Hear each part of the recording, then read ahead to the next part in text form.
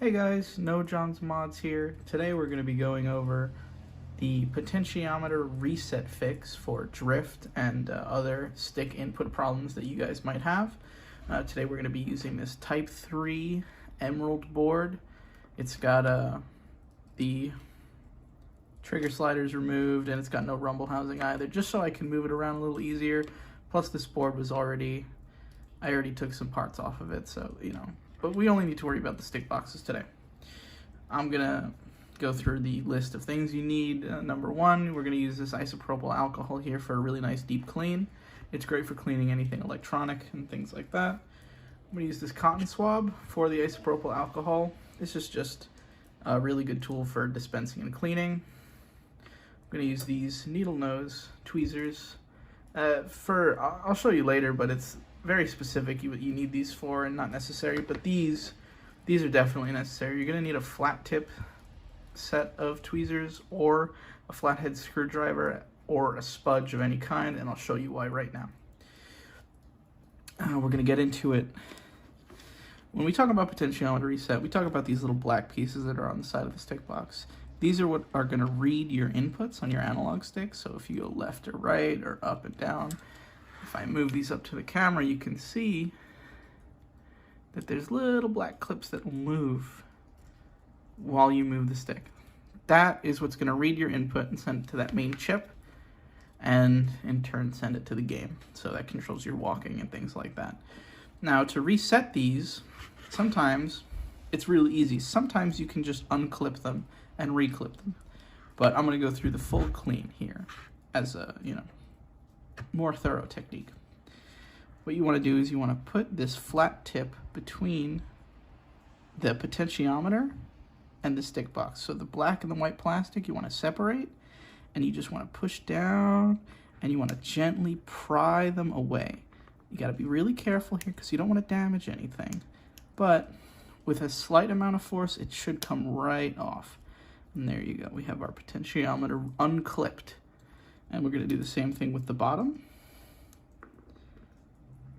just to show you guys that it's very simple and straightforward. You really just do have to get in between this plastic right here and a little like twist. Should take those clips right out. For display or for demonstration purposes, I'm really only going to be showing you how to do this for the y-axis potentiometer, but if you have drift in the horizontal x-axis direction, you're going to do this for this potentiometer. This is the x-axis potentiometer. So now that we have this unclipped,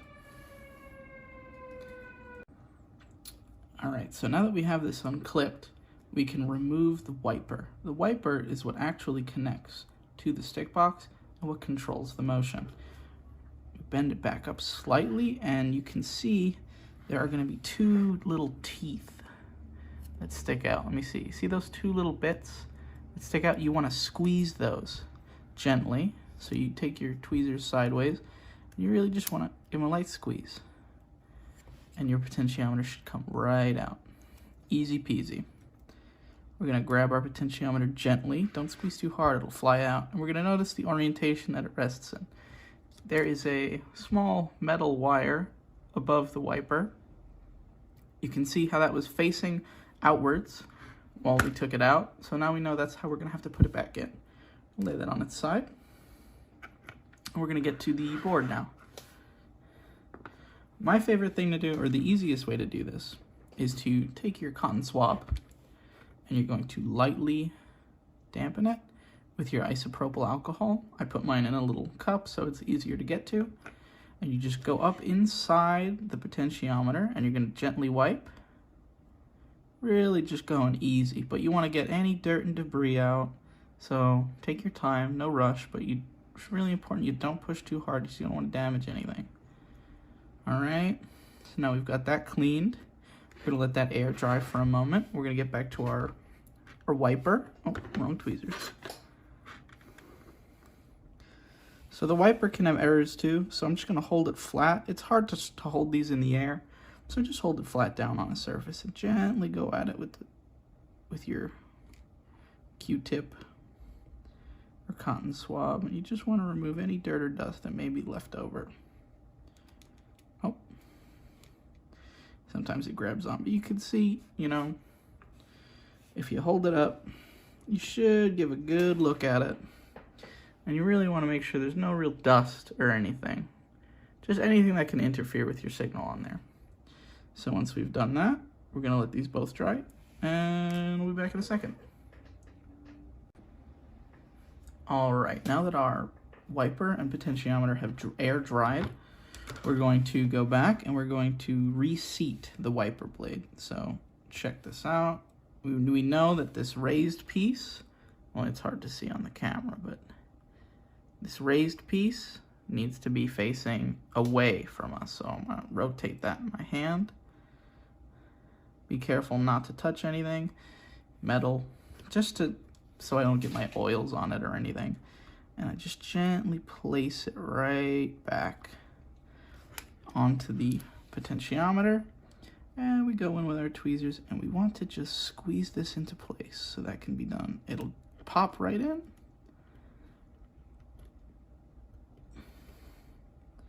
You gotta make sure that it's all around. Just apply a little bit of pressure. Oh, there we go, I got it. There we go, I was able to push it back down with my finger. And you can see if it's back in correctly, you should be able to rotate it freely. I like to use the needle nose for these. And you can grab these two little holes here, and there we go. It spins pretty easily. I think we're good here. I gotta orient it so that slot hole is matched with this registration hole on the stick box. And now we're gonna push this back up and on, and it snaps in. We're gonna check for a read. Look at that. That little slot is gonna move now perfectly with the stick box. We get a little nice zoom in shot here. Once that moves with the stick box motion, you know it's in correctly. We can get this one in too. That one's gonna move too. This is a little bit of dust on it. You should clean that. You know, again, it's the same action as using this swab and just getting in there, wiping it down. You can actually do it on the whole thing, you know. Eventually it just picks up a lot of dirt. This is probably one of the dirtiest parts of controllers, is the stick box. That's where all the little dust and things get in. So, you know, just clean it up a little bit, and you've got a reset stick box. All right. This has been John from No Jones Mods. Thank you guys for watching, and have a fantastic evening.